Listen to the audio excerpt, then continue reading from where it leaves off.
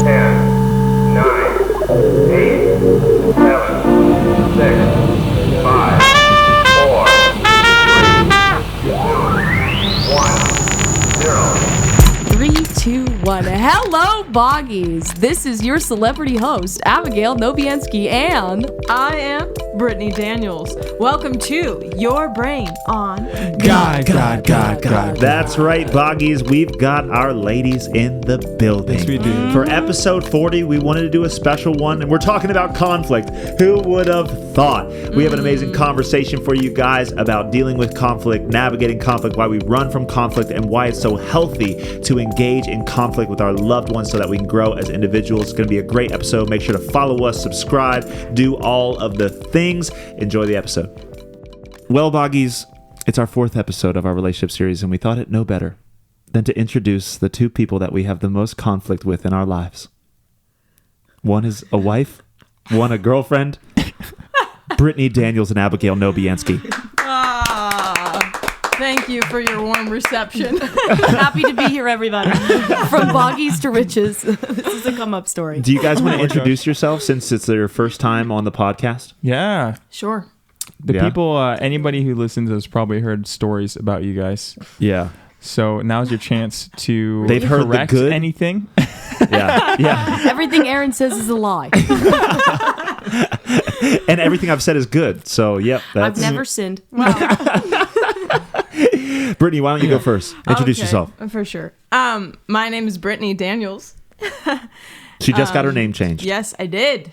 Officially. It took a while, but, you know, COVID and junk. Yep, my name's Brittany Daniels. She said, Again.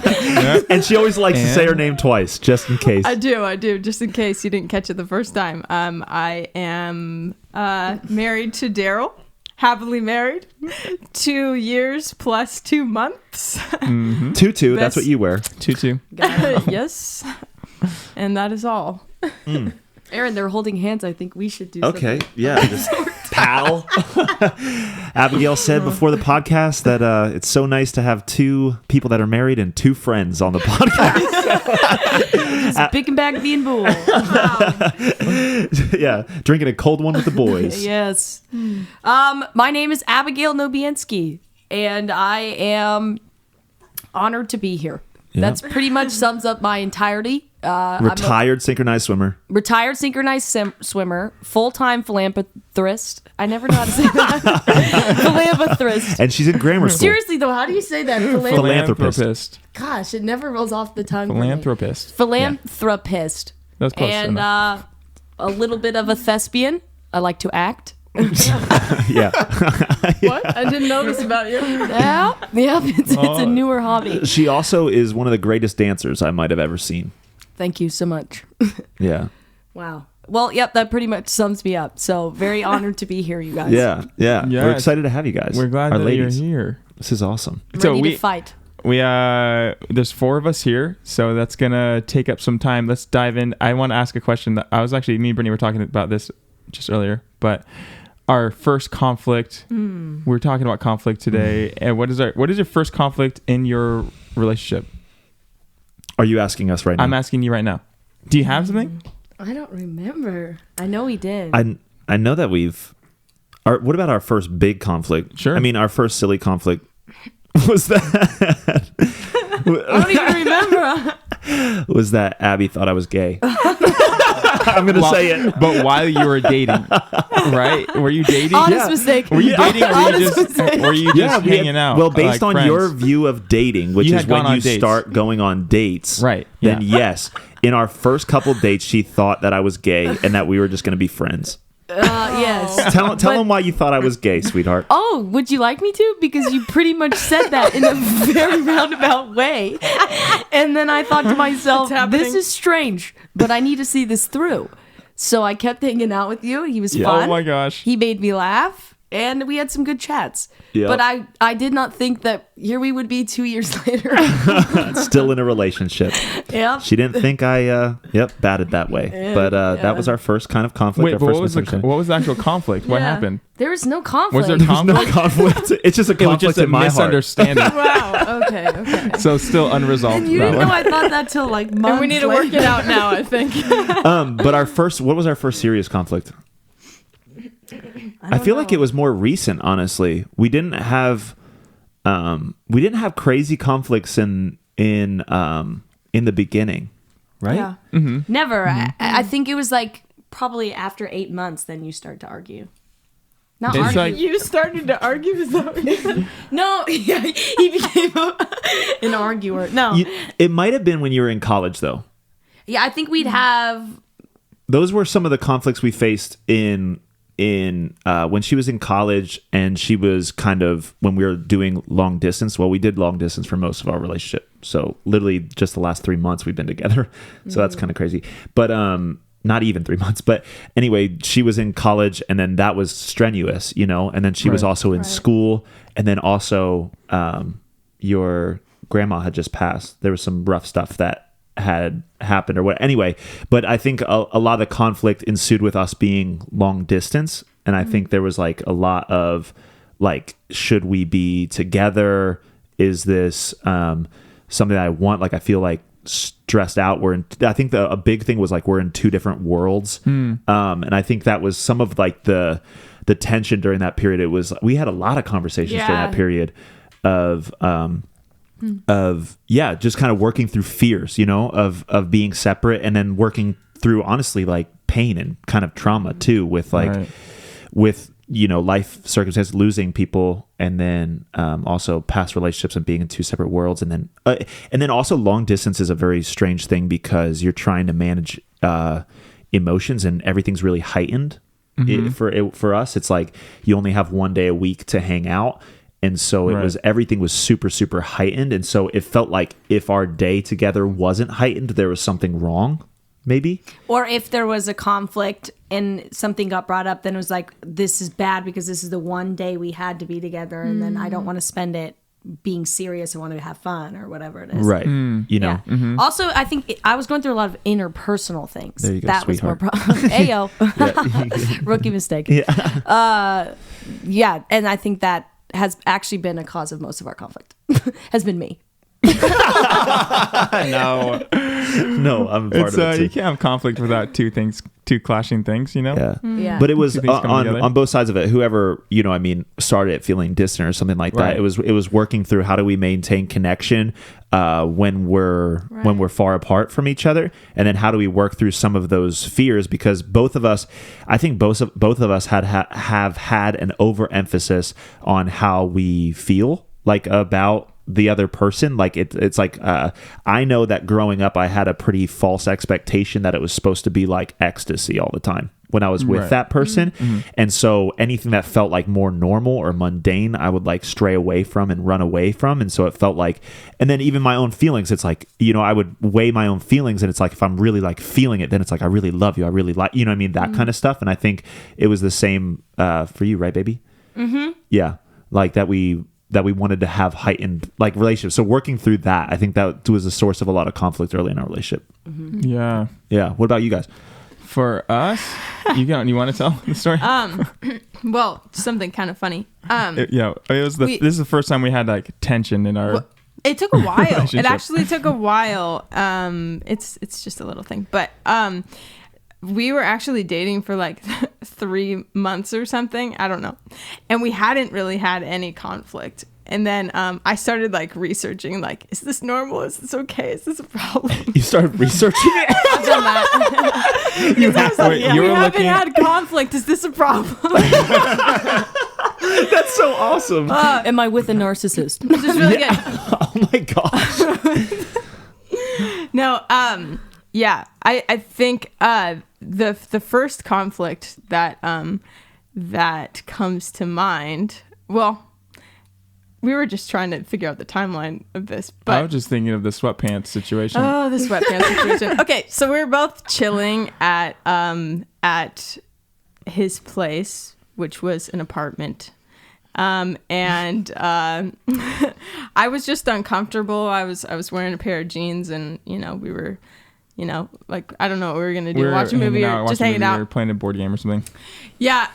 And he offered like a pair of his sweatpants to me, and I didn't want to wear it because in my vanity, I just felt like I was gonna look terrible. You wanted like they to weren't look gonna cute, fit. and I didn't understand. Yeah, he didn't, and so he was really pushing those sweatpants on me. I I was just just would so not confused. understand why I wouldn't want to wear them. I said they're not gonna fit, and then he was like, they're gonna fit. Because anyways, he didn't understand, and we were coming from two different places, and it was a point of tension for that night that we had to work through. It created so much tension. I didn't know what was going on at first. I was actually oblivious to what was happening. Because she said she was uncomfortable with what she was wearing, like, her jeans were uncomfortable or whatever. So I told her she could wear some more sweatpants, but then she was saying that they wouldn't fit, and I was like, "What do you mean they're not going to fit? Like, they're going to fit. Like, they're going to be Yeah, fine. they're sweatpants. You can They're tie them. sweatpants. They're fine." No, I was like, no. "Why don't you just put them on so you're comfortable?" And yeah, she didn't want to wear them because they weren't going to, fit.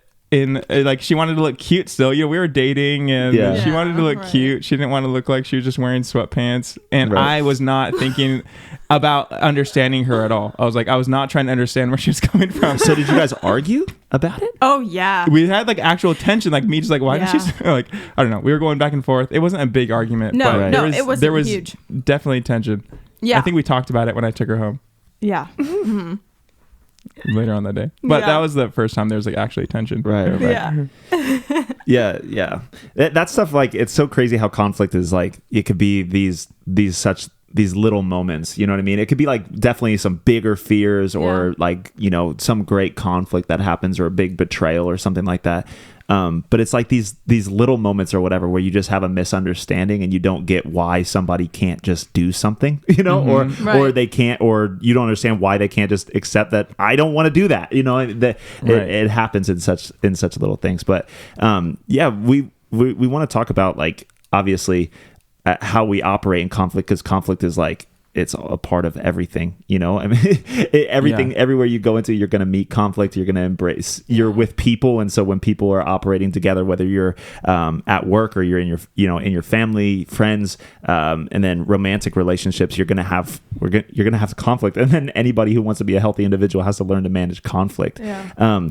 We wanted to talk about, how we operate in conflict, and like what's like our I guess our norms, because I don't think most people like conflict.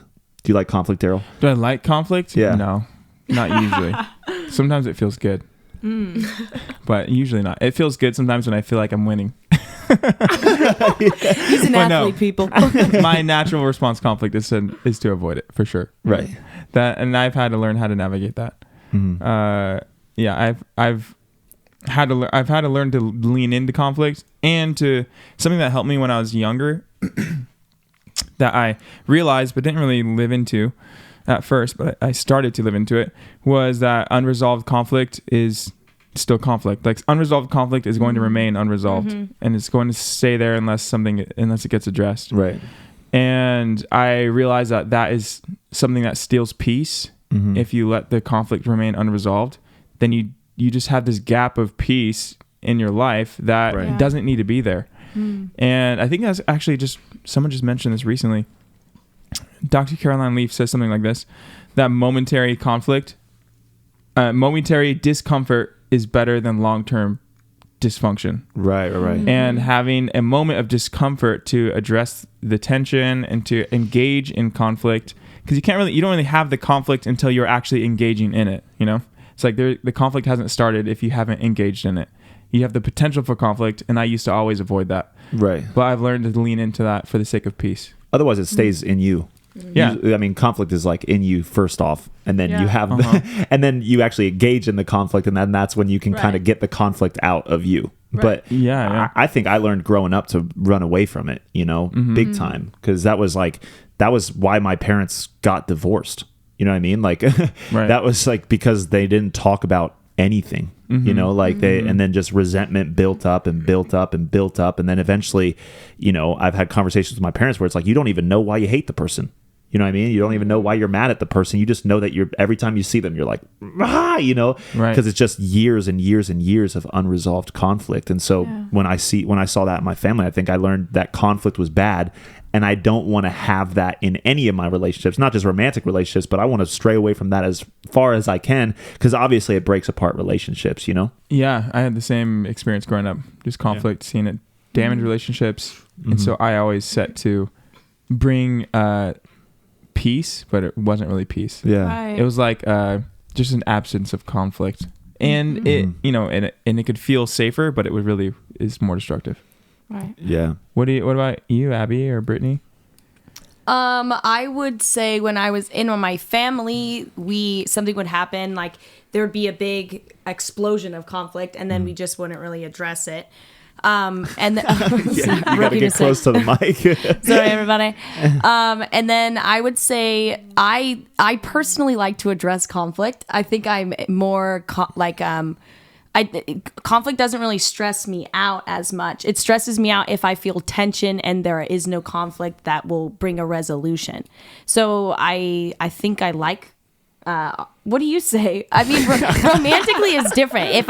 I'm also afraid of my own thoughts. So if I have a thought about Aaron or something and I'm spiraling about it, I have to address it to him. Otherwise, it'll create a huge dissonance between us. Right. And then, and that makes me afraid. Like, Yeah. yeah. So I have to address it so I'm not spiraling in my own head. But, and then with friends, I feel like, it's if I feel something, I just will be like, hey, we cool, or let's talk about, or like what. So I don't get Right. uncomfortable by it at all. That's awesome. Yeah, I think you've always been good about that, actually. Like bringing up what's actually going on. I mean, you also, sorry, baby, you wear your emotions like very easily. Yeah. So it's not very hard to tell if like there's actually something going on in your mind. I'm like, okay, what's up? That's You know? also true. Yeah. And it'll affect I will spiral out of my mind. So I have to deal with these things because I can't just think about it and then it'll just go by the wayside. It'll somehow pour into every aspect of my day. So conflict is very important for me to have peace or peace of mind and then body. But I also think about moments like the snake. In the pool? No, I'm not in the pool. I'm talking about the snake that you with your roommate that you did not want to deal with that conflict. Not on the live air. Not on the line. Let's just say she hired somebody to steal somebody's snake. You got a hitman? Yeah, she got. I plead the fifth. Oh my gosh. I can neither confirm nor deny that happened. But hypothetically, yes, I did hire a hitman one time to steal a wooden snake that my roommate had in the apartment. And it would traumatize me. It was a very scary snake. It was a wooden and I didn't want snake, to deal you with say? it. Yes, no, So and it I wasn't told her real. multiple times, It wasn't this alive. snake, it was demon possessed, Daryl. And I looked at it and I said, this snake is giving me a weird feeling in my gut. Can we do something about it? Oh my and she gosh. said, I'll put it outside. And I said, that's still going to scare me every time I walk in and out of the door. I voiced how I felt, all right? Yeah. But then So I you thought, did deal with it kind it's of. no longer in my hands. I have to hire somebody. So they got rid of the snake. It was a whole fiasco. Wow. She printed 100 flyers to Looking for find the the lost snake. snake. Oh my god. And suddenly the snake had a name. Stanley. In case anybody was wondering. Wow. Yeah. So something that So you that did. was a little passive aggressive. No, but maybe the second part. Yeah. But you actually voiced your preference and your opinion, Yeah. which for me growing up especially, I would not have done that because I would have saw that as a point of conflict. Right. Like this has potential to cause conflict. I'm not even going to voice my needs or my Yeah. desire. I'm just going to Wow. let this person be happy and I'll suffer, whatever I need to suffer. Wow. I would be worried that I would hate them. Or not hate them, but then that would create a distance. So not engaging with conflict would cause conflict. More Right. serious conflict. Right. Yeah. Yeah. No, I would never hate somebody because of a wooden snake. Sidebar. Stephanie, if you're listening. Yeah. I'm like, you realize you can't post this now. Well done, Aaron. Yeah. She's never going to listen. You're fine. Yeah. What about you, Brittany? I don't know. This is kind of an interesting question for me because I think in some ways I am conflict avoidant. When I feel like a conflict could affect a relationship, like cause dissonance within a relationship, cause some kind of damage to the person that I'm talking to. I really, I try to be aware of what I'm bringing into the equation. So any insecurities, any lies that I'm believing, because I never want to project something that I'm feeling on somebody else. So I think that I'm usually very thoughtful when it comes to dealing with conflict. And sometimes when there are interpersonal conflicts, I don't address them and it just eats at me. It's like underneath the surface, every time I see this person, I'm just like, I should probably talk to them. And then situations come up and I'm like, oh gosh, why didn't I talk to them when I really should have a while ago?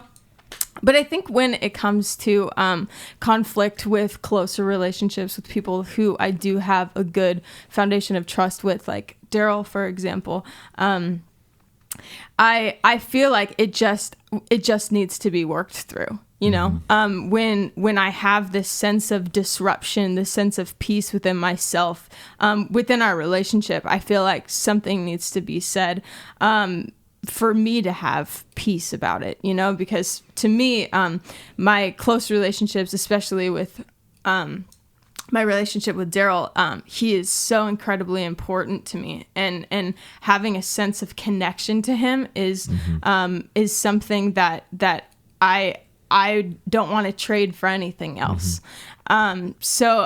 So I think when it comes to that, I'm a little bit more resolved of like, when we've got a problem, like, let's work this thing out, because over time I've just seen the way that conflict can affect relationships. I've seen the way that it can just erode trust over time, how stories can be built up between two people that don't even haven't even necessarily shared those stories with each other, and how a breakdown of communication can really break down a relationship. So it's just something that I feel like I've got to fight for the relationships that are closest to me, because they're worth that. Yeah. And so that's, I think on my worst day, I avoid conflict, but with those who are closest to me, it's something that I want to be committed to working through.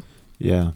Yeah, I think that's so key about conflict, and I think maybe it's a reason people don't even go into deeper relationships with people, is because of that. I think with people that you don't know, you're probably not going to have as much conflict with, or people that you don't really care about too much, or even what they think or what they do.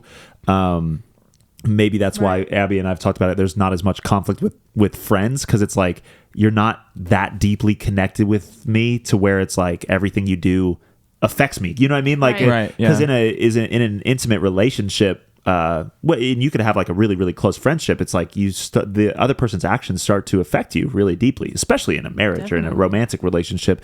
The other person acts, so, and then the closer you get somebody, the more vulnerable you get with somebody and open up, the more exposed you are and not armored up you are to be even more sensitive to those things that they say and do, when you start to care about what they think and care about what they say and care about what they, so I think it naturally brings about some areas for conflict and for things to be rubbed the wrong way if we want to have deeper relationships. If we stay on the surface level, you could maybe avoid it to some extent, because it's like you're not really dealing with those deeper relationships. But I think also God has called us to have deep, rich relationships with people, and that means iron sharpening iron, which is, how does that happen?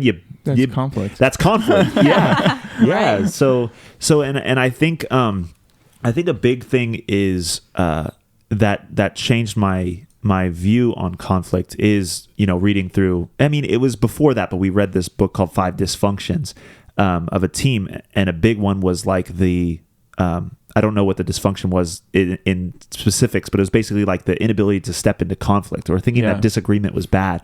And it was talking about in a business sense, in a work world, you know what I mean? It's like, engage in conflict, you know what I mean? And if your team is not conflicting and not disagreeing, then you're actually doing something wrong, right? Because it's like, if you have, even 2 people that are human beings, you're going to be clashing, and there's different personalities there, and there's different thoughts and different worldviews and different ways that we've grown up. So you're going to have disagreement. And in a way, it's like if you're having disagreement about things and seeing life differently, at least you guys are getting close enough to clash. Ooh, close enough to clash. Close enough oh my to clash. The You next should book write a release. book. Close enough to Out clash. this October. That was good. That's you know, good. but Yeah. you're actually in the fight, and it's naturally going to cause that. I think, you know.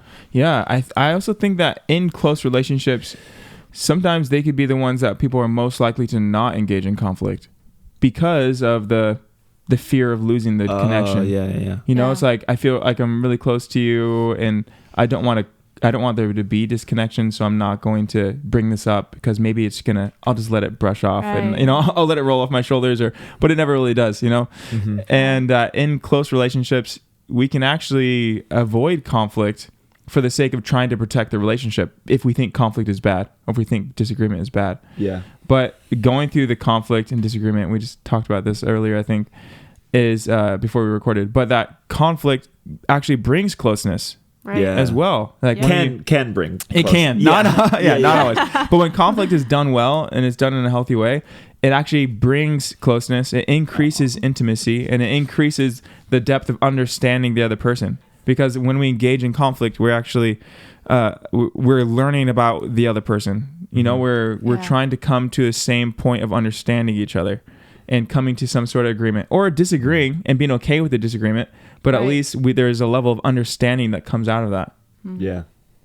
Yeah, I think Brittany said something that reminded me of Brene Brown, just language that she uses with like the story that we tell ourselves. Yeah. Sometimes we allow somebody to do something and we don't respond to it. Like if Abby's friend who had the snake. If it Oh, did boy. happen. If it happened, let's take Allegedly. this hypothetical Allegedly. alleged situation. Abby could have been creating a story about her friend has the snake, and because she doesn't care about Abby, and you know, and like making up all these Right. beliefs about what this other person is thinking about her without knowing if they're actually true. Yeah. Right. And stepping into that can cause conflict, but it also brings understanding. Yeah. You know, Right. and it helps clear up the story.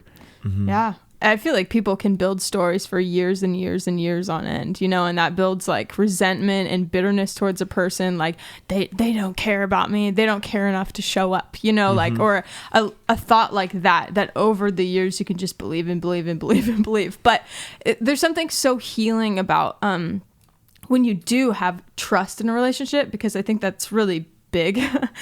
Being able to share some of those stories, like Brene Brown, she talks about like these rumble starters, different ways of engaging in conflict in a healthy way, and one of them is the story I tell myself, or the story I make up. And there have been a couple times or a few times in conflict where I've brought to Daryl the story that I'm telling myself, and he's been able to speak into it, you know, like where I have all these perceptions of every time he does this is what this means. For me to bring that to him and be like, is this really the way you feel about me? You know, like, and him being like, no, not at all. You know, like it's really a healing thing. Yeah. Yeah, it really is. Yeah, and engaging in that stops the stories. Stories are stories are insane, you know. Yeah. To be able to tell yourself, because I mean, you know, we just had you know, a conflict the other day. I'm not going to, you know, share the details, but you know, it was like it was basically something about me, you know, I mean, not really like showing up in just certain areas, you know what I'm saying? And those can easily become viewpoints of me not caring, or me not caring for Abby's heart, or me not seeing the need for certain things. You know what I mean? If she wasn't great at bringing those things to me before the story got crazy, you know, and then it allows you to create identities and viewpoints on people that aren't even true, to where you see them through the lens of how they've failed and what they haven't done and how they haven't come through, and it could be totally misunderstood. And I think that's the problem. It's like we don't give ourselves a chance to actually know the other person if Yeah. we're not engaging in conflict. Yeah, that's Yeah. good. Mm-hmm. We actually get to see the other person when we decide to lean into that Yeah. to that conflict. Yeah. Yeah. Some things that are there things that come to mind about what keeps you from leaning in whenever you feel like maybe you should? Mm-hmm. And or like I'm like asking. One of mine I was thinking of is I love like dealing with conflict if I have a feeling or something like that, or calling out Aaron. No, it's very easy for me. But if it's like a yucky feeling or like an emotion I'm not proud of, or I'm interpreting an event and the logic in my head is saying, Abby, you are acting completely out of like. Mm-hmm. Yeah, it doesn't make sense that you would have this, but the feeling overrides the logic. That's when I shut down and don't want to deal with conflict because I know the problem is me. And then I start retracting from you and I pull away and you're, what's wrong? And I'm like, Yeah. like you're trying to, because it's all ridiculous and you're ashamed of even that like child behavior in yourself. Yeah. So then you don't want to acknowledge that to him. And that's when I have a hard time. And then being able to go to Aaron and be like, hey, I pulled away and retracted because I had a feeling, like probably the grossest feeling on planet Earth, I would say is like jealousy or something like that. When I feel that, I feel about 4 years old. When I'm like, I am a utterly meaningless person. And so when I feel that. Why is that? A feeling of jealousy, because then it's like I'll start counseling. yeah, her. wait, now you threw me off my track. Oh, sorry. What was I saying? I'm sorry. You were saying jealousy. You were saying something Hey guys, that. this is going to be a conflict real quick. I'm sorry. I cut you off. You never see me. I'm kidding. Of jealousy, I think because I think it's so petty and childish, and I never struggled with it until my later years. Like growing up, I don't think I had a jealous thought probably Right. until 21 years old or something like that. And then you're aware that it comes from insecurity, which is, I think, shameful for me. Like I'm like, no, you need to be confident. You need to have, you know what I mean? And then you lose the upper hand when you're jealous. It's like the most Powerless. yes, it's the most powerless situation you can be in. So all of these things, so you're thinking through. I took a very roundabout way to say that'll keep me from wanting to address conflict if I'm feeling shamed about the conflict that I'm internally having. Right. And it's like, I know I shouldn't feel this way, but then I am so infantile sometimes that feeling will override even my logic and how I'm treating him. But I would never have that with a friend. I never have that. That's like strictly romantic relationships with me. With like any other relationship, I don't really get like a surge of a feeling towards anybody. It's like, oh, okay. Right. You know? It's easier to kind of like either deal with it or not deal with it. Yeah. Make the decision. Or I'm not like, I don't get utterly offended easily or anything. It's like, oh, well, they didn't mean that or whatever it is. But I'm like hyper aware of these things in a romantic relationship. Right. Yeah. I think in the work setting, I think I actually am chill and grace filled to the point where I give so much grace that I don't even know what it's doing within me. You know, I think to address things. You know what I mean? You don't take offense, or you're like, oh, I don't take offense. I really like. I have like I think my general mode of being is pretty like, okay, do what you want, you know, or pretty grace filled, where it's like for me, I do it because for me personally, putting like a bridle or like a yoke on me, I want to kick you in the face. You know what I mean? So to like give structure to somebody, true American. give structure to somebody in the work setting, or set very clear boundaries and expectations, or that kind of stuff, or say like, no, you need to do this. You know what I mean? Like those types of things. Like I can get, I just don't do them. You know what I mean? And then eventually I'm like, man, this isn't producing maybe what I want it to produce. You know what I mean? Or I need to talk to this person, or I need to do, you know what I mean? Or we need to figure this out, you know? Right. And I can be like very chill with that, but because I hate that so much for myself, you know what I mean? That I don't want to put that on anybody else, you know? I get that. So in that setting, I'm like that. And then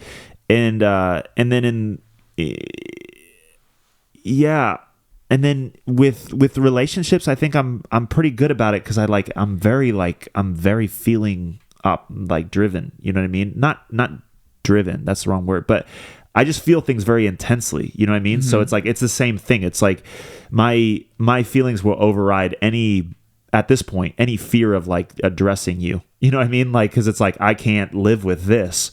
So so it's like, I'm definitely not going to live in the way that you're making me feel. So I'm going to talk to you about it because it's for me. You know what I mean? So like, Or Daryl, what you said about like, you're afraid people can be afraid it's going to ruin the relationship. I'm more afraid of, well, if the relationship looks like this, I don't want it. Like if it's a prison of your mind. Right. You know what I mean? It can be. So I have to address it. And you don't give it you're right. Yeah. Because otherwise you would be disconnected from the relationship. Yeah. Otherwise, they're going to, it's just, I have to address those things. Yeah. Something that I really appreciate about Brittany is that oftentimes when there's conflict, she's probably the one to first lean in or there's potential for conflict or disagreement or something, there's like tension in the relationship. She's usually the first one to approach and to come and to ask, like she'll notice something like, hey, are you okay? Like, did that affect you? But she's very intentional to actually lean into the conflict side, where I might first take a step back, and even if Brittany's not ready to engage in the conflict, she'll tell me that. She'll communicate, hey, like this, I'm really angry right now, or I'm processing my feelings and stuff. Like I need some space right now, but we can talk about it later. Like right now I need to process some things. And then I'll give her some space. Whoa, so she'll let you know, hey, I'm dealing with this, but I don't know how to deal it with you right now, so I'm going to take. Yeah. That's really helpful. It's super helpful because then I at least know where she's at and what she needs, because I know that I can trust her. She's not just saying that to blow me off. She's not saying I need space just to get away and never talk about it. Right. But I trust her because anytime she says that she needs space, I know that she's processing her thoughts and wanting to figure out within herself what's going on. And then we always talk about it, and there's never been a time where she said that and we haven't engaged. Right. And we don't go a long time with conflict like that. If something's there, we tend to deal with it pretty immediately. Right. We do too. Yeah. But if we need some space, she communicates that. Yeah. And something I really appreciate about you, baby. Oh, kissy. I love you, Aaron. Yeah, we do that too. Yeah, I love you too. now turn to the person next to you and tell them that you love them. No, I think it's really important to acknowledge when you need space, because something that can happen in conflict with each other is like this I don't know if stonewalling is the right word, but when you punish someone with a removal of your presence. Oh. And I feel like talk about it. I feel like that is so damaging to a relationship because intimacy should never be weaponized. It should never be weaponized. It's like it's a gift that we get to have in relationship with one another, and so when we withdraw our presence where we're communicating something, my love for you is fragile. My love for you is fragile, And wait, can we just talk about that real quick? Aaron's mind blown right now. Yeah, you just came out guns a blazing. Okay. I love the heavy revies, Brittany. My God. But you're communicating like you can lose my love. You can earn my love. You know what I mean? Right. So it's like, I'm going to punish you with separation from me. And I feel like that is such a damaging thing that you can do in a relationship. So having experienced conflict that way in my life, I just have an inner resolve of like, I never want to punish Daryl with separation. I every time that we have a moment of feeling of separation, because that's what conflict is. It's this feeling of like there's disconnect. something between us. There's this disconnect. There's this separation. But when I don't want to feed into that. I want to communicate like, okay, I love you.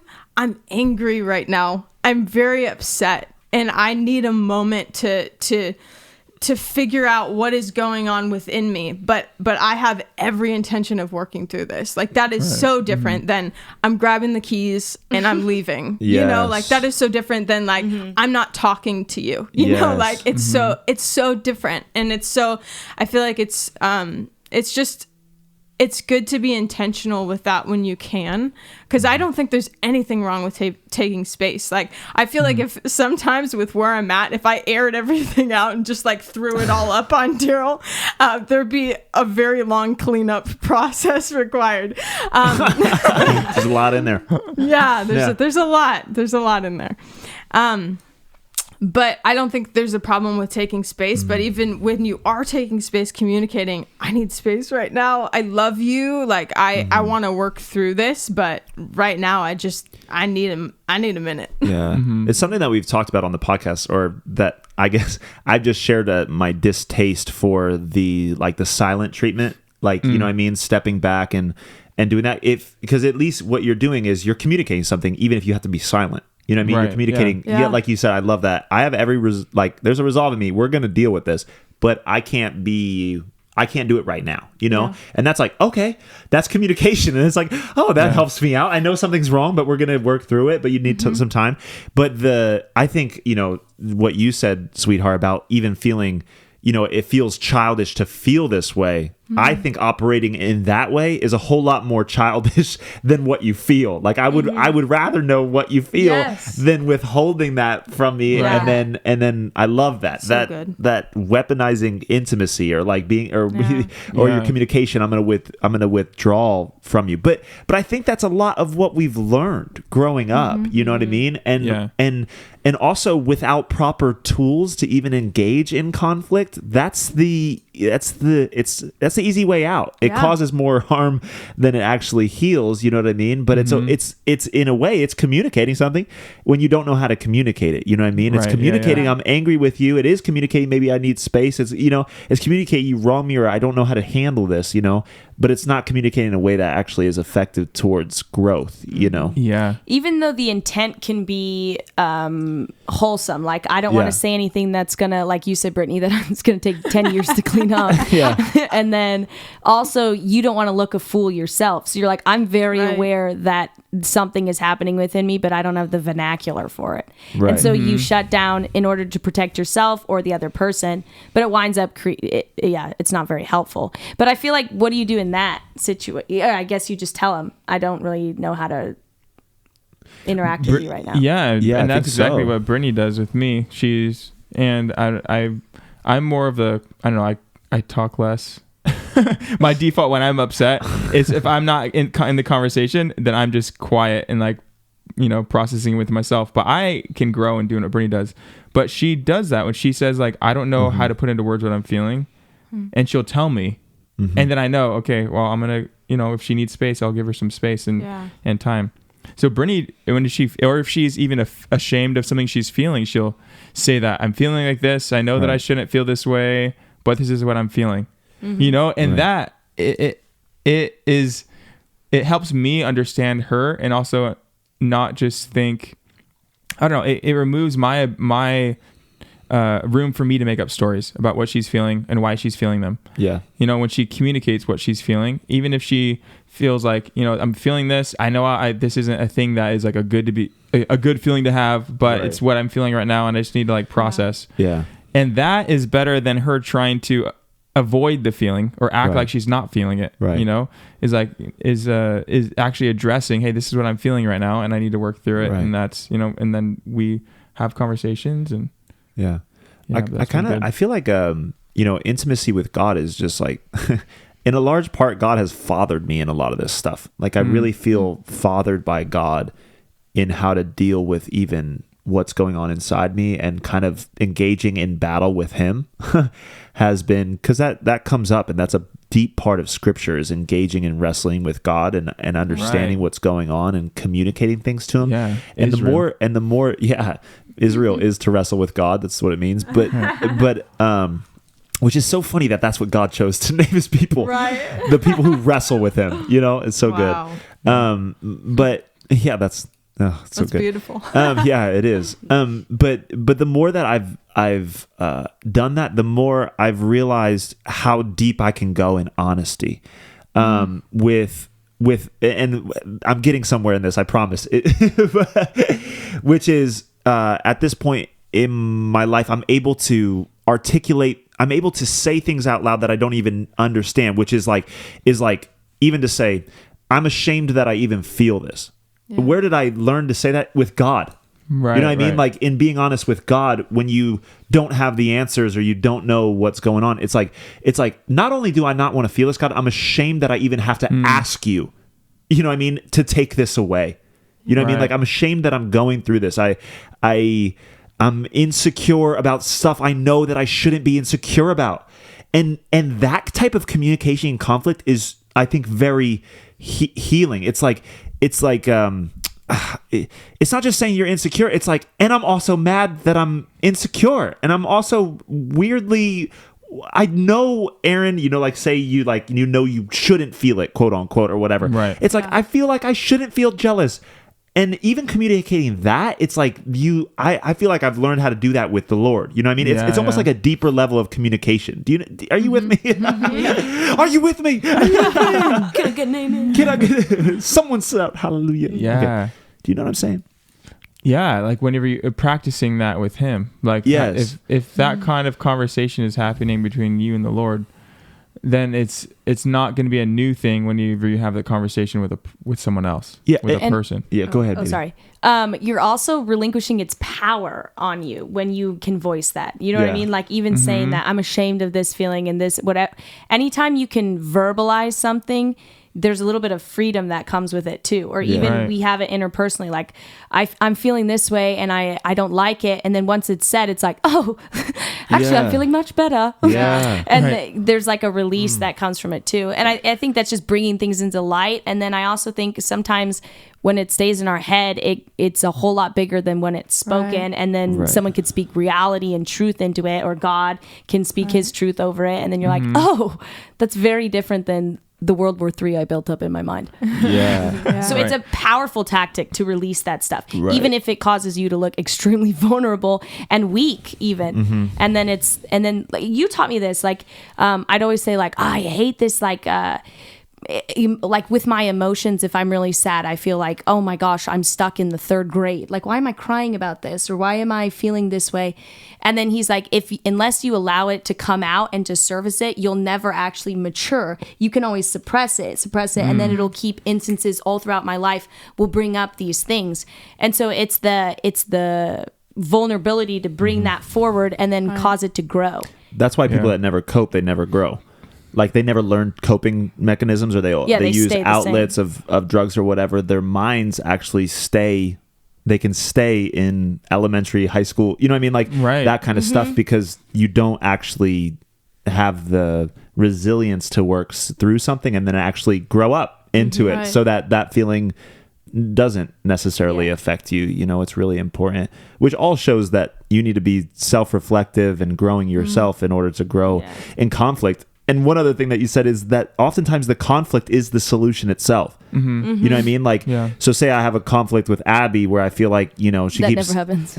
Like I said, I'm perfect. like, she keeps stepping on my toes or something like that in this area or whatever, and it could be warranted or not. But oftentimes just the engagement in conflict itself will deal with the problem, not her actually changing her actions. You know what I mean? Like Right. me being able to voice that actually gives me confidence that we're on the same team. And that's Yeah. been a huge tool for us that we'll literally say to each other when we're doing conflict. It's kind of like for you guys, the making sure you're making physical contact when you're, you know, talking out things, is we have to say, because sometimes we'll say things. I mean, it just happened last night. We were talking about something and I was like, yeah, you can do this. You know what I mean? And it made her feel a certain way. And I was like, I didn't say that against you. I'm they saying said, I'm that on your team. I'm on your team. And we say Yeah. that to each other in conflict now. Often it's like, we got to realize we're on the same team and we're going the same Yes. direction. Yeah. And it's not about coming after each other. So even correction then Yeah. doesn't Right. become an affront or an offense towards me. It Yeah. becomes, this person's on my team trying to help me grow. And it's in my Yeah. best interest to Right. receive this or to voice this. This Yeah. is in our best interest. Yeah, that concept, because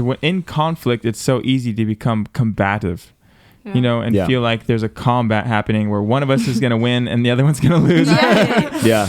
And there is that language of being on the same team. That's something that we read about, in our premarital book that we're going through, that we went through, and we're planning still on going through. We just keep getting married again and Over and again over. and again. It's wonderful. And they talked about that, using that language, and having that language of you're on the same team, and keeping that in mind whenever you go through tension and conflict and arguments. Something else that reminded me of was the Zim Zum of Love, which is a book that Rob and Christine Bell, Rob Bell and his wife, they wrote a book called The Zim Zum of Love. And it was the concept, the Zim Zum of Love is like the space between them. And they use that to communicate like the flow of healthy relationship. Like there's in between every two people, there's this space for that they want to keep clear. And whenever conflict or tension happens or something goes and ends up being in that space, it creates that tension and conflict in the relationship. Mm-hmm. When you allow like little things to stick and you allow like somebody says something and it kind of affected you, but you just allow it to take up that space in the middle, it throws off the Zim Zum of Love. Mm-hmm. And being able to address together the things that are in that space. Right. So anytime something happens, wanting to keep and protect the Zim Zum of Love. And so like guarding that space, protecting that space, and addressing things as it tries to take up that space between you. Mm-hmm. So that way, over time, if you don't address it, it keeps building up, and the space between you keeps getting more and more distant, more and more cloudy, more and more tensions there. But as you address what's taking up that space between you, together, you actually clear it out and you give opportunity to love each other well. Yeah. That's what's led me to deal with conflict, is the fear of that happening right there. So right. Yeah, I feel like I've seen that in every relationship, you know what I mean, in my life, that it's just like at some point there was a resolve in me. It's like, I can't let that happen. You know what I mean? Like I can't do this. Like I can't recreate what I've seen. Like I just can't do it.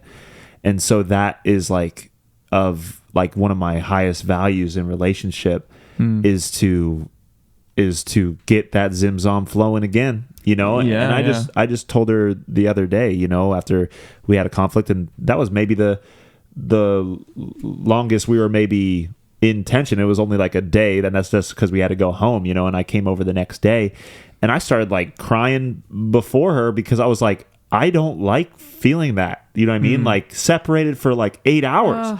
I'm like, it's terrible. It's like feeling like we're on a different page and that there's tension between us. It's like, I cannot live this way. And I'm like tearing up, telling her, I'm like, I love you. Like, it doesn't, at that point it was like already, and it was only like 8 hours. It's like, I don't even care what happened. It's just like, I need closeness. Resolution. I need resolution. I need to be close to you because this is not working. You know what I mean? Right. So it's like, at that point, you let go of all rights to be right. You know what I mean? It's just I just want to be close. And I think, dang. The next book. But the next Let go of your right to be right. But I mean, being right doesn't necessarily bring connection. Right. And that's something we talked about, I think, in the last episode as well. Right doesn't bring peace. Doesn't bring peace to be right, but being close, and that's what actually brings peace. Yeah. And it's also what makes me realize that those things are kind of periphery anyway. Like they're on the side. You know what I mean? Like what I'm actually caring about, probably 85-90% of it is not the sauce, you know what I mean, that makes us work or that makes us love each other, or even necessary for me to enjoy you, love you, appreciate you, need you. I mean, it's often those little, tears that grow up or something like that. And then the other 10%, it's like, no, this needs to change, or this needs to, but I think for the most part, it's like, it's little insecurities in me. And something that my counselor helped me realize is most of what I'm seeing in Abby is what I see in me.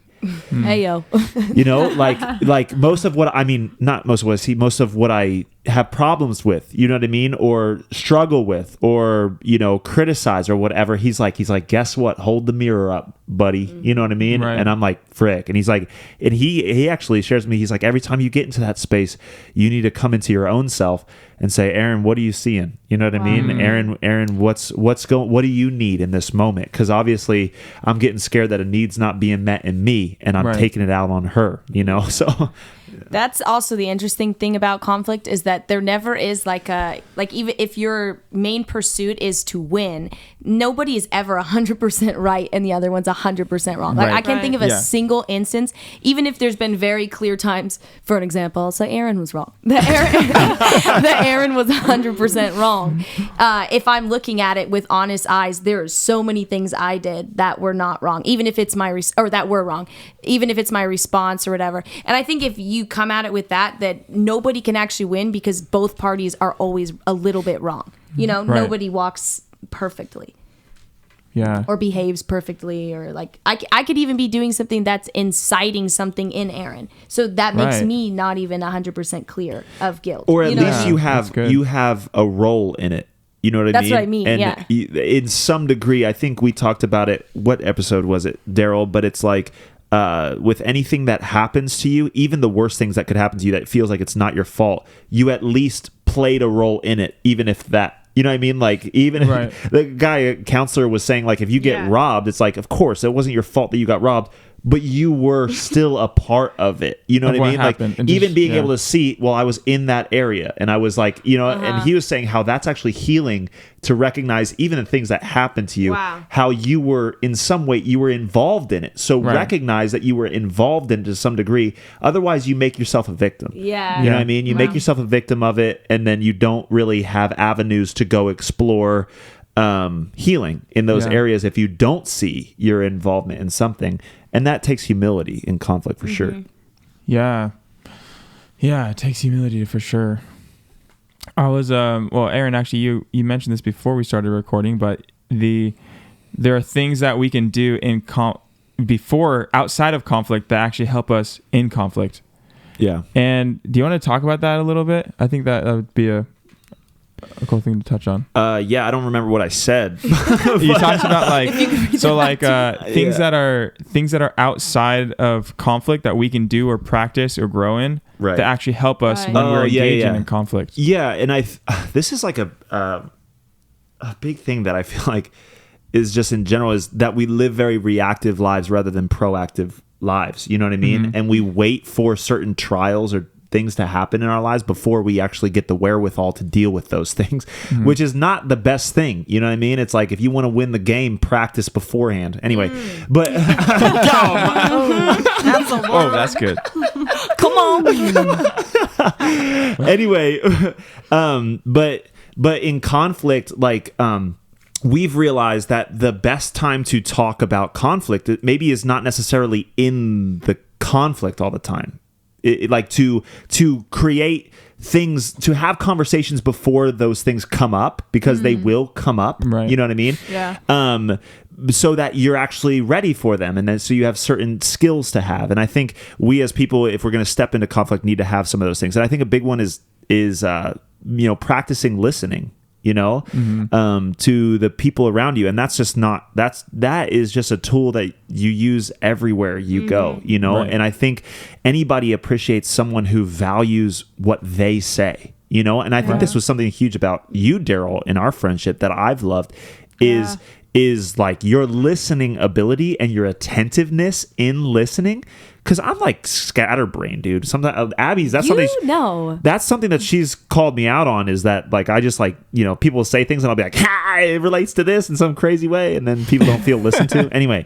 But you like really listen to people, and I think that's a tool that is needed and needs to be practiced if you want to manage conflict well, because listening goes beyond just hearing what the person is saying. We talked about it last week, but seeing the actual person, seeing the heart behind what they're saying, listening to their language and what's going on. I know a lot of times when Abby and I have conflict, what we're saying might not necessarily be the problem. It's a heart issue or a feeling that needs to be addressed, not just the certain situation.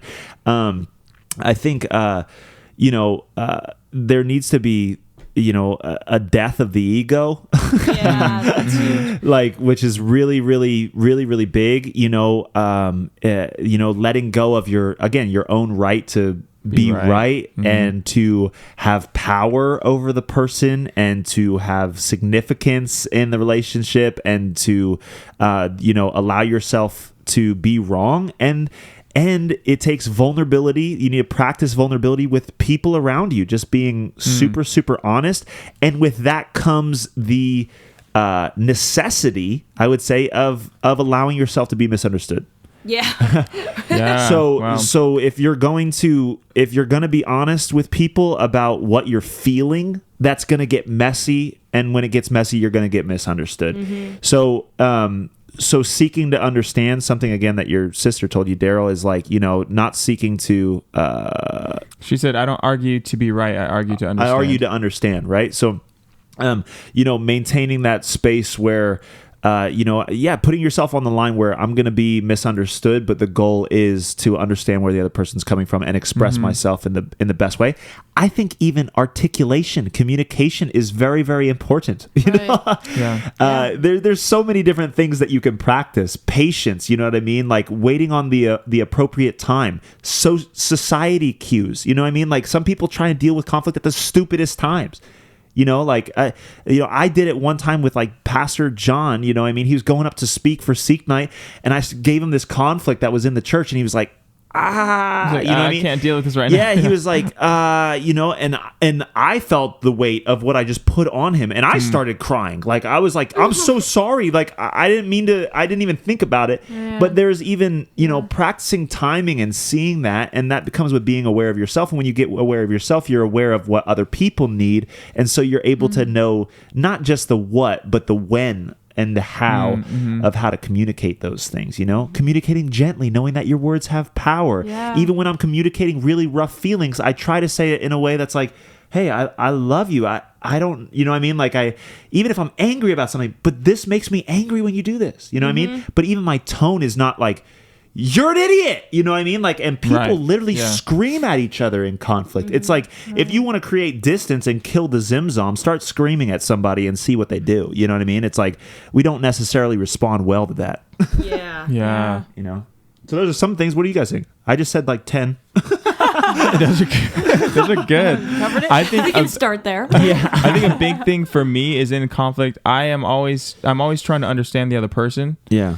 And I guess that's something that does come before the conflict comes. It's like, because if I, like we mentioned earlier, we're likely to get in conflict with people that we're close with, because those are more intimate relationships. They're more vulnerable. You're more likely to get hurt or be afraid of getting hurt. But in those times with the people around me, trying to actually understand who they are, so that way when a tension comes up, I can see their heart more clearly. And I can trust who they are. Trust building is another thing. Obviously, having a level of trust is huge for engaging in conflict. In any context, like at work. The person I supervise, whenever I get feedback, she's able to be very direct and clear because there's trust in our relationship, because we work together for a long time. I can give her feedback, very directly and clearly, and tell her what my thoughts are. And it's not it doesn't become an ego battle of like, or like nobody gets defensive in this situation, because we trust each other and we understand each other, right? And so in my relationship with Brittany, it's that same thing. It's like, I need to be able to trust that I know her heart. And so if she says something or does something, I don't want to just look at what she did or what she said, but who she is, and allow that to be more of the thing that comes to the forefront that I focus on, rather than looking at the actual topic of the conflict, but seeing her as she is. And so, I think that's a big thing, is like trying to understand where the other person is coming from. And that helps whenever you take time to understand them outside of the conflict. Yeah. I think self-awareness is a huge thing. Yeah. Just even being aware of like, what is behind an issue sometimes. I think that, at least for me, sometimes something that somebody does will trigger something that is way deeper, like childhood status kind of deep, but like just even being able to separate like what was done from like, oh, okay, this just brings up some stuff, like I know that this kind of situation like causes me to feel a certain way, so I don't want to like project this upon this person, like you're so this, and I'm really looking into the face of somebody else, you know what I mean? Like I think that can be really big, just the self-awareness to know like this is the situation, or this is actually another situation, and being Right. able to identify that rather than just like taking the situation at surface value, you know, Yeah. or like even having the awareness to know like, oh, this is an insecurity of mine. So when Right. somebody said this, like it offended me, you know, like because this is an insecurity of mine. Is that person's problem? No, but you know, but Right. I can be aware like okay, that makes sense, you know. Yeah, Self-awareness. growing in self-awareness for sure. Yeah, good. I would add to that just the end goal being our own development. Like if that's the point of conflict too, is that I would grow, that's going to be much more beneficial. That's all. Yeah, no, that's good. Yeah. Like, No, I don't know. If that's just the end goal, then yeah, you're just going to approach it more humbly, and then every conflict is good because it's like, okay, well, this is for my betterment. I always have something to learn, even if Right. it seems like the other person's wrong. They are teaching you things about yourself too. And like the whole being buttonless thing, like it's not figuring out what makes you mad all the time. It's getting to a place where you get less irritated by these things or less offended. Right. And that'll come by even addressing it, which Yeah. is interesting. And I think that's something both people have to manage as well. In conflict is so say like you keep having conflict for the same thing. If the goal is growth, then the goal is to move obviously past that conflict so that the same things are coming up. I think when we make conflict purely about changes in behavior, I don't know if it necessarily gives people an opportunity to grow. Because say I do touch on, one of Abby's insecurities or something like that, I can apologize for, getting on that insecurity. Yeah. And I don't want to, I want to create a safe space where she doesn't even have to feel insecure at all. You know what I mean? Right. I really do. And then at the same time, at the same time, the goal is also for her to get secure. Yeah. You know what I Right. mean? So it's like if the goal of conflict is for me to walk on eggshells so that no one's hurt, we're gonna miss it. You know what I Right. mean? Like, but if the goal is to heal, in that space, and then I guess what I'm saying is you have to manage the tension of how do I both create a space for Right. brokenness, and then also call higher into healing. Yeah. You Right. know? And I think that's definitely something to balance that needs to be balanced in conflict. Right? Yeah, yeah. You said that way better. That's what I was trying to say. Well done. I think also when you feel loved and you feel accepted as an individual, even feedback or like correction comes differently, So like when I know that for me, when I am constantly spending time with Jesus, like I am a lot more connected to the fullness of who I am. I'm a lot more Right. whole as a person, and I operate from a place of knowing that I'm loved and knowing that I'm accepted. So when I'm hearing even when I'm hearing something that's correcting my behavior, it sounds less like this is who you are, and it sounds more like this is what you do. Right. Because we can base our identity sometimes in when someone does come to us with like a word of correction or a word of like not an accusation, but I guess correction works. Yeah, but just being tending to our own souls, so Yeah. that when those things arise, that we are less likely to give ourselves over to insecurity and just know who we are. Yeah. Yeah. Ultimately, Jesus makes it better because it's like I'm okay with being misunderstood if I'm already understood perfectly. Right. If he knows me. I'm okay with being unseen sometimes because I know that I'm seen all Right. the time perfectly. So that's like a huge key for conflict. It's like you could hate me, I'm loved. You know what I mean? Like, and that allows me to allow you space to hate me sometimes because I'm always loved. You know what I mean? And when you bring up correction in me, it's like I know that I'm not what I do.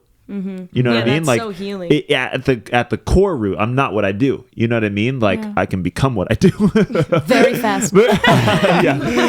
Exponentially fast. But You gotta keep your eyes out, people. yeah.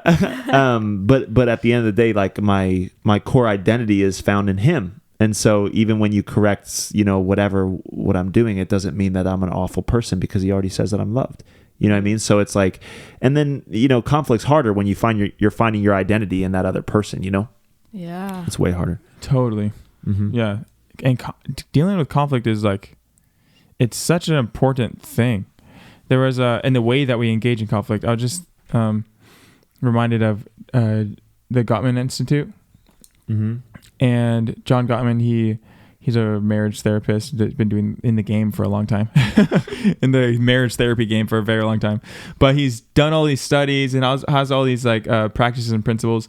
But one of the things that he talks about and he's known for is his ability to predict divorce in marriage within 3 minutes of seeing a couple argue. No way. Within 3 minutes, he has predicted with 90% accuracy if they keep arguing like this, they're going to get a divorce. Isn't that crazy? Just by watching a couple deal with conflict, the way that they deal with conflict, he's able to predict with so much accuracy with whether or not they're actually going to stay together, if they'll last in the long run. And it's just based on how they deal with conflict with each other, And so if we don't pay attention and we don't be intentional about how we deal with conflict, it can destroy our relationships, right? Because I'm sure that statistic doesn't just apply to marriages, and that same kind of thing probably affects other things as well. In the workplace, in friendships, if people really deal with conflict in unhealthy ways, it has such a negative impact on their life and in their relationships. And there are 4 things that he looks for, and when he watches a couple argue. Are you guys familiar with this? Have you seen this before? So he looks for 4 things. I just Googled it because I wanted to make sure I had them right. It was contempt. So when people are in an argument, if they have contempt and contempt is shown and brought up for one another. What's contempt? Contempt is anger or like quiet anger. Yeah. So there's an example for how do contempt. you hold someone in contempt? So here's a little thing. So contempt goes far beyond. Contempt assumes a position of moral superiority over somebody. So it's talking about like, oh, you're tired, cry me a river. It's like all this built up stuff that's like you do all this stuff and you don't see what I'm doing and you think da da da da. And so that's one. Criticism is another one. And so like bringing up a point of conflict through criticizing somebody rather than just bringing it to the surface, like saying, hey, when this happened, I was really hurt by that. You criticize them for what they did, and that is something. Aaron, you're so compassionate. Aww. I'm sorry, baby. So criticism, critical, contempt, defensiveness. And so when you just become defensive, and you start just looking at your own perspective, you're not trying to understand the person anymore. And trying to prove yourself right. And the last one is stonewalling. And that's just when you shut down, when you disengage, you're not interacting with the argument. You create that distance like Brittany was talking about earlier. And those things are the common, like he calls them the 4 horsemen of the apocalypse. It's like those are the things that if they're present in your arguments, in your conflict, then you're doing something wrong and something needs to change. Jeez. Wow. Yeah. And it's crazy that just through 3 minutes you can tell it's like this is very unhealthy and it's not going to go well unless something different happens. Well, that just shows how practical it is. I know. It's all practical. It's super practical and almost simple in a sense. It's like if he can boil it down to those 4 things and we can catch those in ourselves when we have conflict, then we can actually do something to make our relationships better. And not live into those things, not stepping into criticism or contempt or defensiveness, not stonewalling, and being able to intentionally do the opposite of those things and lean into conflict is huge. And huge. Yeah. I think we've all probably seen relationships fall apart because of those different dynamics at play, A lot. And we did talk about expectations as well. Kind of setting up healthy expectations. That could be a proactive thing you do in a relationship as well. Heather Sanford said it on our podcast. She said, like, frustration is caused by unmet expectations. You know what I mean? Or I'm sorry, unsaid expectations. When you have an expectation on somebody, but they have no idea you have that expectation on them, and that's a breeding ground for conflict, because then it's, I need you to be this way. Well, you never told me that you needed to be, you never told me that you needed me to be this way, and then it like, if you have those healthy expectations, then you actually know what you guys are asking of each other, and it allows you to love that person better. You know what I mean? Yeah. It's like Abby told me the other day that I need to be more of a gentleman in these certain areas. And then it's like, oh, okay. Like, I went, sorry, no Bansky family, but I went on their family vacation, and like we had dinner every night. And like, I only like, I like what she like was bothered by the fact that I like didn't offer to do the dishes. You know what I mean? Like I like 3 of the nights. And then she had to tell me, like, Aaron, can you help with the dishes? You know what I mean? Like, she had to tell me that. So she said, like, Aaron, like, come on. It's like it's my family. Like, offer to do the dishes. You know what I mean? Like, be a gentleman in that area, And then it's like, oh, gosh. And I was like, I didn't even think of that, Because I was like, I thought we were just taking turns. Like, and people were, I just had no idea. And then we went over to her house, and I knew she said that. And then we went over to her house for dinner this last night. And I was like, did the dishes, I did the dishes, baby. Wow. I did the dishes, and I got brownie points and kisses, man. But it was all because she just communicated something that she thought she values. You know what I mean? Right. And it doesn't mean that she's like, you have to do the dishes every time you come to my parents' house. That's not it. It's just like I want to see that you have. It really was a value of I want to see that you have a heart to help, and that you're looking out for those things and looking how you can be of support to other people. And that's what she wants to see in me, because that ultimately, we get married, affects me. And that's ultimately what it's all about. I know that. Okay.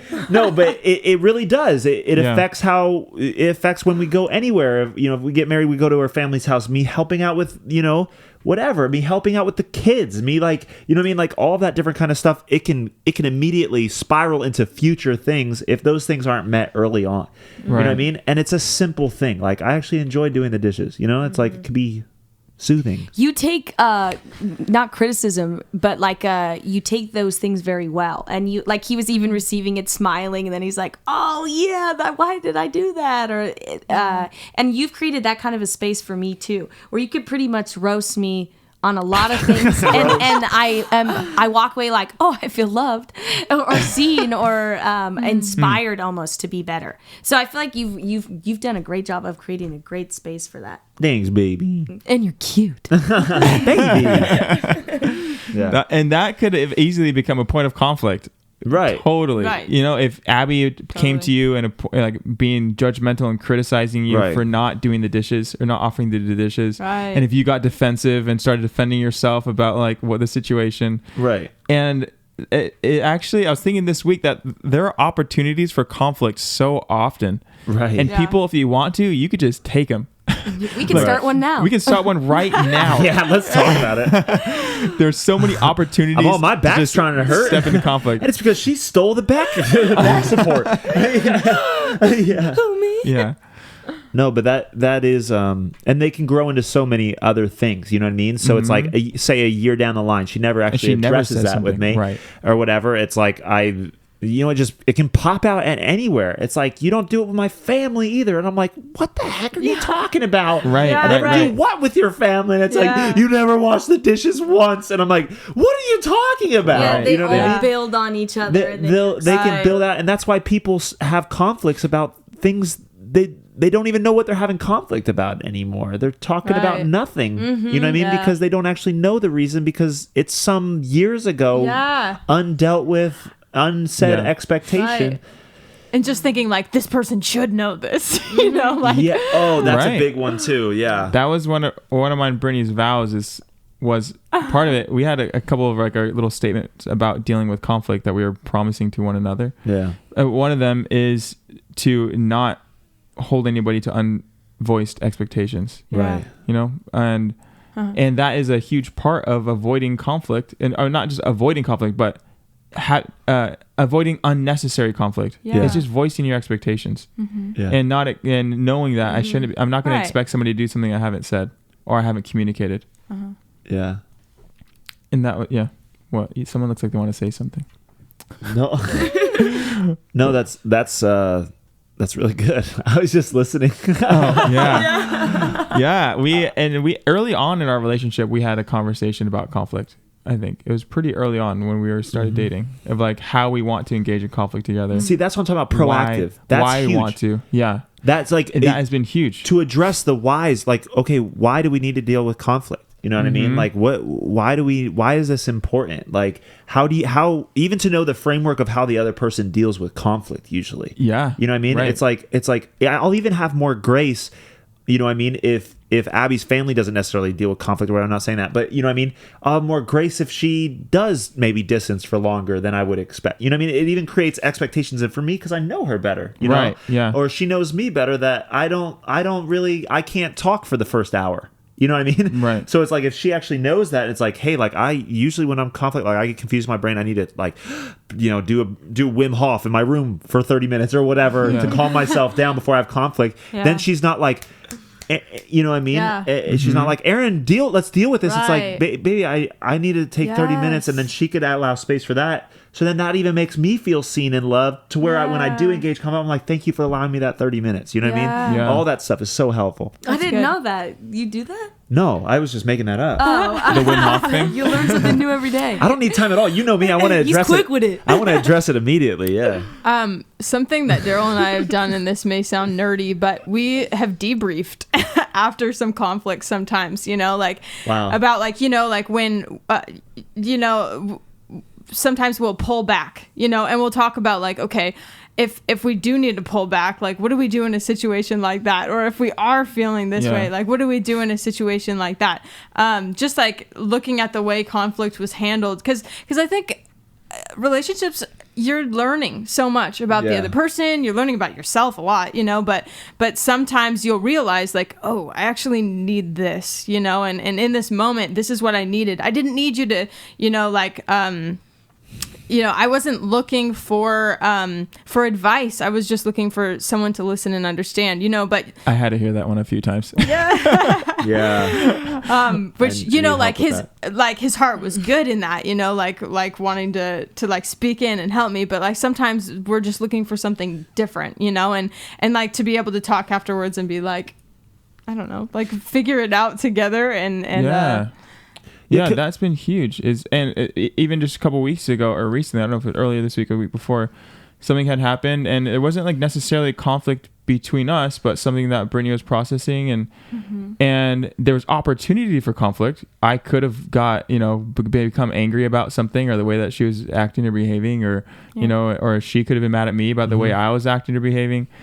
But I didn't know what she needed in that moment, Right. and I was realizing that afterwards. After like we took Right. some space, because I knew that she needed some space, and I was realizing I didn't know what she needed. It was hard for me to tell what she needed, and I came up to her after and we talked about that. I was like, sometimes I'm not sure what you need in the moment, and I might just ask you, what do you need, and is that okay? You know, like, can I just ask you, like, what do you need from me right now? Yeah. Because I want to be able to meet her needs in those moments. And not feel helpless yourself. Yeah, it's like, I should do something. I need to be able to fix this, I don't or know I need how to to help. Yeah. Do I just listen right now, or do I say something? Or Right. But if I don't know, I might just ask. And I just asked her if I can do that. Right. Can we maybe just touch on this for a second? Maybe we'll finish up soon. But the differences between guys and gals in dealing with conflict. Yeah, I'm actually surprised we haven't talked about that yet. We're more What are you physical in saying? nature. I'm saying, well, I'm not just talking about like guys like to fight or something like that, like with using physical force or something. Although there are a lot of studies that show that it's women deal with conflict through verbal, like kind of cutting down, and men use their fists. Not always, though. There's a growing... I know, but most often. It's because we haven't learned how to use our words. Because of World War II. PTSD generation. PTSD, It was way before that, absent though. fathers. Anyway, but I feel like that is okay. I'll say it this way: I feel like I have a lot of answers, and sometimes I need to just listen. You know what I mean? Okay. When I'm in conflict, I just want, you know what I mean? I have different needs, I feel like, than Abby. In our relationship, I have different needs. You know what I mean? Like, sometimes I just need you to, like, no, shut up. You know what I mean? Like, stop doing that. You know what I mean? Like, if I'm saying things, or like, I need you to call me back, or whatever, you know? But I've noticed with Abby, when there's a conflict, and maybe this is more related to just communication in general, but when Abby, she's talking, I try and do that things, and it makes her feel unheard sometimes. Would you agree with that? Yeah, or it's like you're giving me a bunch of logic and I'm like, Yes. I know the logical answer. Yes. It's not helping right now. Let's talk about the uterus. There's a very big organ that differentiates women from men in hormones. I think that plays a big role too. Women are way more, and not as in like women can't be rational. I operate more out of rationality, like in other realms of life, not in my romantic relationships. Yeah, what are you talking about? No, not with you, but in a lot of life, very rational. Okay. No, but I feel like that's also something where it's like, I don't know why I'm feeling this, but the feeling is so. Brittany, am I wrong? Like, this feeling is so overwhelming. It doesn't matter what you're telling me logically, because I know how to counsel myself. I know all the logic. Right. I know everything that I should be like. Yeah. I know the rational side of this, but are you making a generalization though? Oh, I don't know if everybody you can say sue that me. The whole woman conversation. You're right. No, I mean, yes, it is in general. Obviously, it is a generalization, but I do feel like that we have different needs in those different areas. You know what I mean? Like when Daryl counsels me or something like that, it's like, it's just wisdom. Have you tried this? And I'm like, frick, that's what I'm going to try that. You know what I mean? Like, it's just like, it's more like he's touching on logic, like just whatever, just do this. You know what I mean? Or you know, that kind of stuff where it's like, I don't need necessarily as much. I still need it. It's still in me, but I feel like as much touching on the emotions, you're feeling this. I want you to tell me what to do. Like, that's like my desire in me. Right. Yeah. Yeah, Brittany's shaking her head. I don't have that desire. And I think that this maybe isn't in conflict when this is the state, but it definitely has created conflict in whenever she's sharing something or processing something. There becomes an opportunity for conflict when I start giving her advice. Yes. Instead of just listening to her. Whenever she happens. just needs to process something. And I think that there is often a generalized need, but it's very common as far as my experience and conversations with other people. Mm-hmm. That a lot of times whenever the female counterpart is processing, they don't need advice on something. They most likely just need you to listen. And that has been my experience with Brittany, is that whenever she's processed things, it's created conflict when I just think she needs advice right now. I'll tell her what to do. Yes. Or I tell her what a good idea is. Right. And then I think I'm smart too. I'm like, just do this. Like, like, what do you got like the this is answer. obvious. Yeah. You just do it. I'm like, this. did you thank God today? You know what I mean? Like, and she's like, just listen to me. I'm like, sorry. Yeah, because that's what is needed, is actually just an ear to listen to. Empathy. Empathy. Right. And I've had to practice empathy to avoid conflict. Yeah. But a question: are you looking for advice when you have a problem? Probably. Or I don't know. To be listened to. Both of those things are good to me. Okay. I feel like boiling it all down to like every time I have a problem, I'm just looking for this, because there are times you also present. True. There's times that you present advice, and I'm like, you're right. Like, that would be a good way to respond to It's this. a balance. It depends Yeah, on it's a balance. how. It depends on how volatile the situation is. But I'll err on the side of listening. Yes, I'll which err I on the side appreciate. of listening and empathy than giving advice and trying to provide an answer. But if I'm asking, what do you think about? What should I do? You know, like. Right. Well, I think obviously. I will. Well, yeah, if you ask like, that asking specifically, me. I'm going to answer. When you ask me for practical advice, I will give you practical advice if I have any. So, case by case. or it's like sometimes when you're voicing something like an emotion, or you're feeling this way or whatever, and then you're just riddling me with logic, I'm like, I'm gonna deal with this in my room alone next time. And then that's a reason. Are we hashing this out right now? I feel like this is fresh. No, maybe it is fresh. And this is a practical way No, but do you know what I'm seeing Yeah. about that? Where it's like, okay, well, I'm just gonna deal with this on my own. Right. It makes you seclude or want to isolate. Want to like Yeah. withdraw because you're not getting your need met. Yeah. It's like you have a need that's not getting met, and so you it feels like you're wasting time, or it's a waste of energy and emotion. And Yeah. I'm not saying I don't need that, because I do. I really do. And there's sometimes I feel the same way or something like that, where it's like, can I bring up something? It was a while ago. I mean, it was just like an insecurity I was having. I was having like insecurity about like, I don't know, like I felt like I was losing weight and my legs weren't as thick. I know it's a weird thing to say. I was like, man, I want Vulnerability. vulnerability on the podcast or whatever, And then she said something like, oh no. like she's like, you just gotta think that like at least you have legs that work. And I'm like, There's no way it was that stupid. no, I said good. no, you said, Hey, I know me. no, you said like you need to focus on the fact that it's a beautiful thing that you even have legs.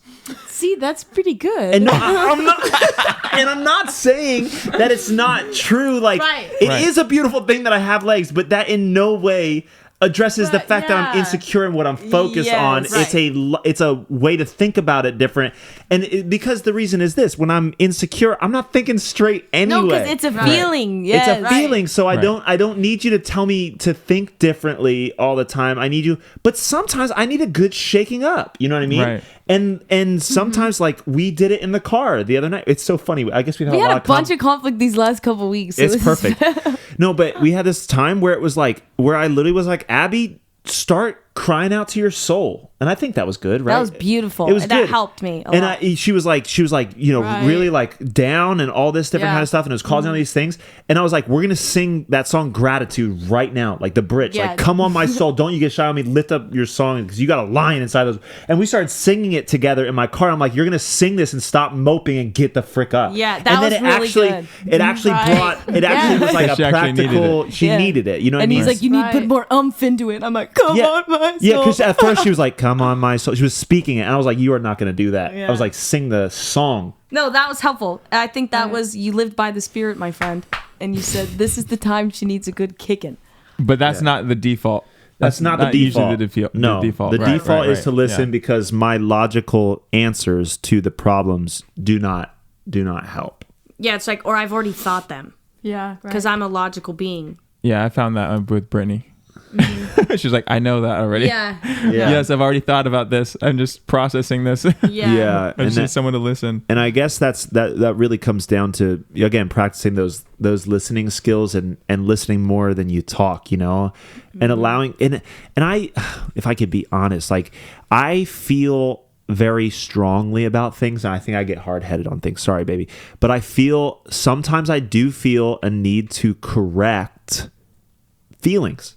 You know what I mean? Or correct mindsets, or say stop thinking about that. And I feel like a draw to be like, I gotta say something. You know what I mean? Like That's good. and I think that's to a good. certain extent, you know what I mean? But I think more often, like, again, we had a moment a couple of weeks ago, you guys were there, but it was like, she was expressing some heartfelt things that were very serious to her. And I went into religious mode. Like I went into like corrective, don't say that mode, you know what I mean? Like, or think differently, or do that. I went into logic mode, you know what I mean? Because I didn't know how to handle maybe the depth of emotion that was there, you know what I mean? Right.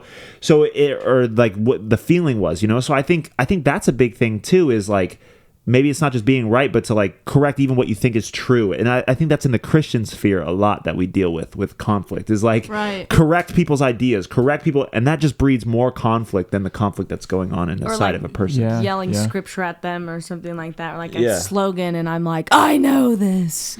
Yeah. It doesn't change it. Yeah. Yeah. Not scripture's very powerful, people. Keep yelling Oh scripture. no, I don't know if it's recording. It looks like the screen went off. How long were we talking? Holy An moly. hour? I don't think it's recording. Well, Come on, my soul. so don't you get Dang.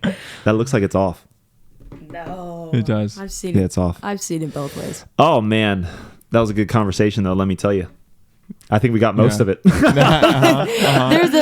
We for sure got the opening scene. We for sure got it, man. We for sure got it. Also, when a video runs out like that, doesn't it usually cancel the whole thing? No, we're not going to do that. We're not going to think like that yet.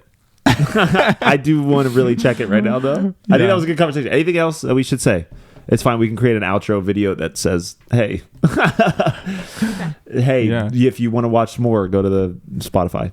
We'll be fine. Okay. It's recording on this. Right. Yeah. Okay. Anyway. This is recording still. Yeah, this is Oh, I recording thought you still. were saying. Oh, I'm like, Anyway. why are we still talking into these? No. Anything else? Sorry to cut into the conversation. I don't. Not that that comes to my mind. I Go think fight. that.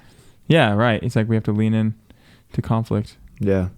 Got to have to make the choice. Go to- fight with somebody today, Boggies. Mm-hmm. Yeah. Go find somebody And fight well. and stir up a conflict. Stir up a conflict and then analyze it afterwards. and see how you did. See how you Give did. yourself a rating and that person a rating. 1 to 10. And email it to us. Yeah.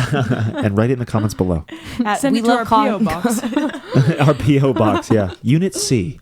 Yeah. Jump into conflict. Is there any? Sorry, I felt like I got jarred there. Anything Yeah. else? I think we covered I think we covered a good a amount. lot. Hey, boggies out there, make sure to follow us, huh?